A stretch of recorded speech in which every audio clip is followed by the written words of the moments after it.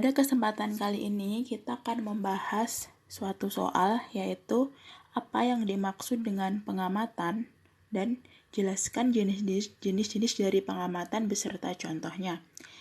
Jadi, definisi pengamatan atau biasa disebut dengan observasi adalah kegiatan yang dilakukan untuk memahami suatu fenomena atau objek sehingga didapatkan informasi atau ide mengenai fenomena tersebut.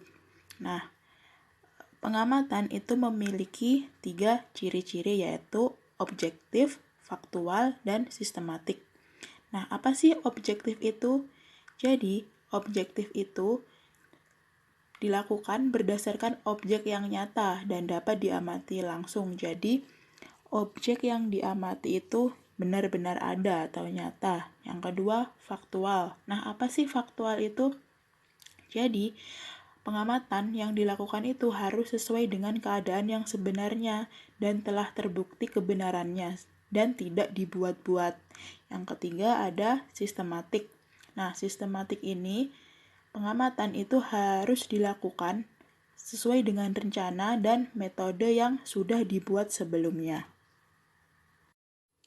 Nah, tadi kan sudah dijelaskan apa itu definisi dan ciri-ciri dari pengamatan atau observasi. Nah, sekarang kita beralih ke jenis-jenis pengamatan.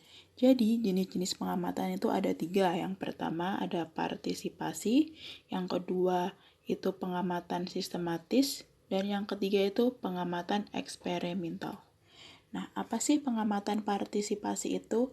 Jadi, pengamatan partisipasi adalah pengamatan yang dilakukan secara langsung dan melibatkan partisipan atau peserta sebagai objek yang diteliti. Misalnya, seorang peneliti meneliti kegiatan perdagangan di suatu daerah dengan melibatkan langsung pedagang tersebut.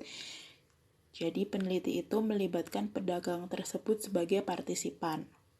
Nah, yang kedua, penelitian sistematis. Apa sih penelitian sistematis itu?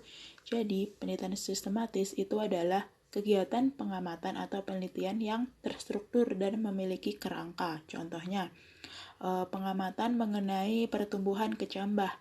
Maka, ditentukan dahulu faktor dan parameter yang akan diamati, seperti faktor cahaya dan air, dengan parameter yang dihitung seperti tinggi dan jumlah daun. Yang ketiga ada pengamatan eksperimental.